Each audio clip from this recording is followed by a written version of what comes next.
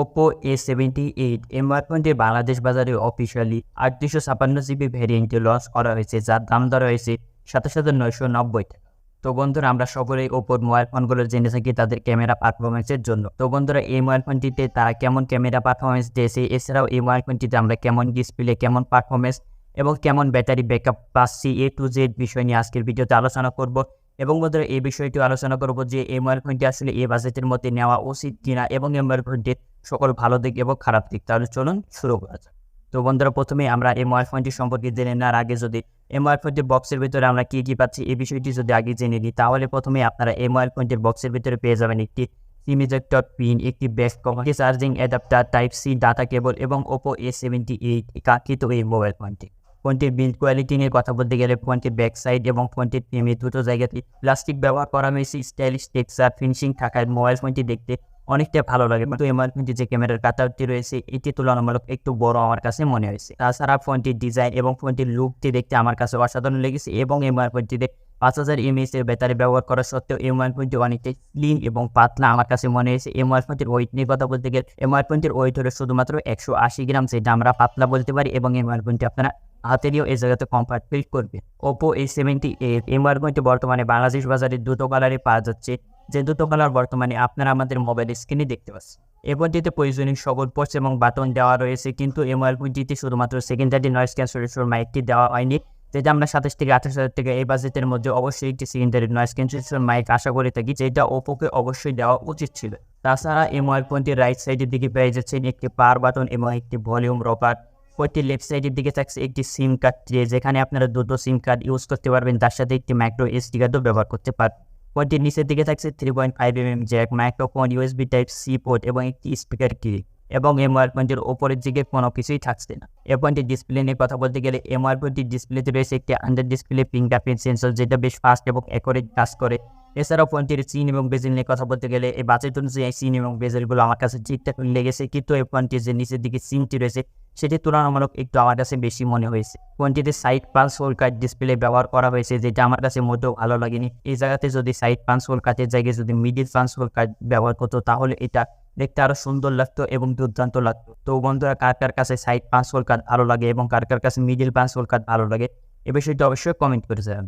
তাছাড়া এই মোবাইল ফোনটির ডিসপ্লে সাইজ নিয়ে কথা বলতে গেলে এই ফোনটিতে ব্যবহার করা হয়েছে 6.43 ইঞ্চির একটি অ্যামোলেড ডিসপ্লে, যেটা হলো ফুল HD প্লাসের একটি ডিসপ্লে, যার রেজলিউশন হলো 1080x2400 পিক্সেল, যার PPI ডেন্সিটি হলো 409, এবং এই ফোনটিতে ব্যবহার করা হয়েছে 90Hz রিফ্রেশ রেট। এবং এই ফোনটির ডিসপ্লে সবচেয়ে বিশেষ বিষয় হলো এই ফোনটির ডিসপ্লেতে প্রোটেকশন হিসেবে ব্যবহার করা হয়েছে কর্নিং গরিলা গ্লাস 5 এর প্রোটেকশন, যেটা আমরা ভালো বলতে পারি। এছাড়াও এই ফোনটিতে রয়েছে IP54 এর রেটিং, যার ফলে এই মোবাইল ফোনটি ধুলোবালি থেকে অনেকটা সুরক্ষিত থাকবে। তো ওভারঅল এই ফোনটির ডিসপ্লে নিয়ে কথা বলতে গেলে ওভারঅল এই ফোনটির ডিসপ্লে আমার কাছে ভালো লেগেছে। দেন যদি আমরা এই মোবাইল ফোনটির পারফরমেন্স নিয়ে কথা বলতে চাই, তাহলে এই মোবাইল ফোনটিতে চিপসেট হিসেবে ব্যবহার করা হয়েছে কোয়ালকম স্ন্যাপড্রাগন 680, যেটা হলো একটি অক্টোবর প্রসেসর। তো আমরা এই 27 থেকে 28 হাজার টাকা এই বাজেটের মধ্যে আমরা কোয়ালকম স্ন্যাপড্রাগন 680 এই চিপসেটটি আমরা মোটেও আশা করিনি। ওপোকে এই চিপসেটের জায়গায় আরেকটু ভালো মানের চিপসেট দেওয়া উচিত ছিল, কারণ এই ফোনটির বাজেটটা তুলনামূলক একটু বেশি রয়েছে, 27 থেকে 28 হাজার টাকা বাজেট। তাই জন্য এখান থেকে আরেকটু ভালো মানের চিপসেট দিত, তাহলে এই মোবাইল ফোনটি দিয়ে আমরা ভালো মানের গেমিং করতে পারতাম। কিন্তু এই মোবাইল ফোনটিতে যে চিপসেটটি ব্যবহার করা হয়েছে এই চিপসেটটি দিয়ে আপনারা ফ্রি ফায়ার খেলতে পারবেন, এছাড়াও যে বেসিক লেভেলের গেমগুলো থাকে সেগুলো আপনারা টুকটাক খেলতে পারবেন। এবং এই ফোনটি দিয়ে আপনারা পাবজি খেলতে গেলে আপনারা ল্যাগিংয়ের দেখা দেখতে পারেন, তাই জন্য এই ফোনটি দিয়ে আপনারা বেসিক লেভেলের গেমগুলো খেলা উচিত হবে। আর যদি আপনারা গেমিং ফোন নিতে চান, তাহলে আমার মনে হয় না যে এই ফোনটি গেমিংয়ের জন্য একটি পারফেক্ট চয়েস হবে। এই মোবাইল ফোনটিতে রয়েছে colour OS 13 base on Android 13, এবং এই ফোনটিতে ব্যবহার করা হয়েছে 5000 mAh এর ব্যাটারি, তার সাথে রয়েছে 67 ওয়াটের ফাস্ট চার্জিং সুবিধা। এই মোবাইল ফোনটির ব্যাটারি সেকশন নিয়ে কথা বলতে গেলে এই ফোনটির ব্যাটারি সেকশনে আমাদেরকে যে প্যাকেজটি দিচ্ছে এই প্যাকেজটি আমরা দুর্দান্ত বলতে পারি। আপনার এই 5000 mAh এর ব্যাটারি আপনারা যদি বেসিক ইউজ করেন, তাহলে আপনারা একদিনের বেশি ব্যাটারি ব্যাকআপ পেয়ে যাবেন। এবং যদি ফোনটি যদি চার্জ ফুরিয়ে যায়, এই ফোনটিতে 67 ওয়াটের ফাস্ট চার্জিং ব্যবহারের ফলে আপনারা খুব দ্রুত এই মোবাইল ফোনটি চার্জ করে নিতে পারবেন, এতে কোনো ধরনের আপনাদের সমস্যা হবে না। আশা করি ফোনটির ব্যাটারি ব্যাকআপ নিয়ে আপনাদের কোনো সমস্যা হবে না। তো যারা পার্সোনালি ব্যাটারির দিক থেকে একটি ভালো ফোন করছেন, তাদের জন্য এটি একটি পারফেক্ট চয়েস হতে পারে।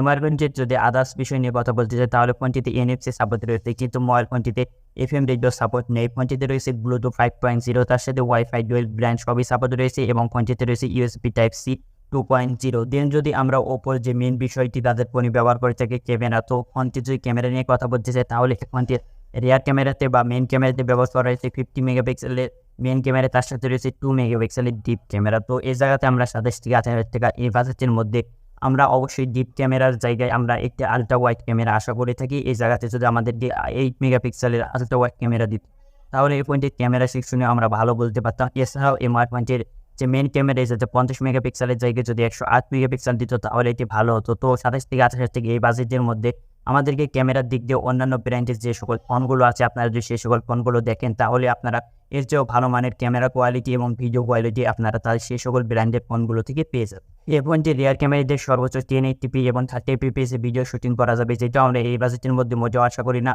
এই বাজেটের মধ্যে আমরা সর্বনিম্ন 2K এবং 30fps বা 60fps আশা করে থাকি, অথবা আমাদের কিছু 1080p এবং 60fps দিত, তাও আমরা এটা মোটামুটি লেভেলে রাখতে পারতাম। এবং যে সেলফি ক্যামেরাতে রয়েছে 8 মেগাপিক্সেলের ক্যামেরা, যেটা আমরা এই বাজেটের মধ্যে পার্সোনালি ওপোর কাছ থেকে এই বিষয়টি অবশ্যই আশা করতে পারি না। এই জায়গাতে যদি আমাদেরকে 32 মেগাপিক্সেল বা 16 মেগাপিক্সেলের সেলফি ক্যামেরা দিত, তাহলে আর একটু ভালো।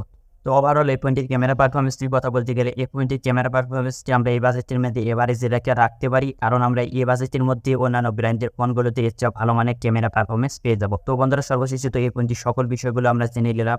তো এখন আমরা এই ফোনটির কিছু খারাপ দিক এবং এই ফোনটির কিছু ভালো দিক নিয়ে আলোচনা করব। তো প্রথমে যদি ফোনটির খারাপ দিক নিয়ে কথা বলতে, তাহলে প্রথমে এই ফোনটিতে কোনো প্রকারের নয়েজ ক্যান্সেলেশন মাইক ব্যবহার করা হয়নি, যেটা আমরা এই বাজেটের মধ্যে অবশ্যই আশা করে থাকি। এছাড়াও এই মোবাইল ফোনটির যে ক্যামেরার যে পারফরমেন্স বাজেট অনুযায়ী, সেটা আমরা ভালো বলতে পারি না, এটা আমরা এভারেজে রাখতে পারি। তাছাড়াও এই মোবাইল ফোনটিতে যদি কোয়ালকম স্ন্যাপড্রাগন 680 এই প্রসেসরের জায়গায় যদি এসে ভালো মানের যে প্রসেসর দিত, তাহলে এই ফোনটি আমরা ডেইলি লাইফে ইউজ করে যাতে ভালো পারফরমেন্স পেতাম এবং আমরা এই ফোনটিতে গেমিংও করতে পারতাম, মোটামুটি ভালো লেভেলের একটি গেমিং করতে পারতাম। কি দেন যদি আমরা এই ফোনটির কিছু ভালো বিষয় নিয়ে আলোচনা করতে চাই, তো ওভারঅল বলতে গেলে এই ফোনটির যে ডিসপ্লের যে পারফরমেন্স রয়েছে, সেটা আমরা ঠিকঠাক বলতে পারি।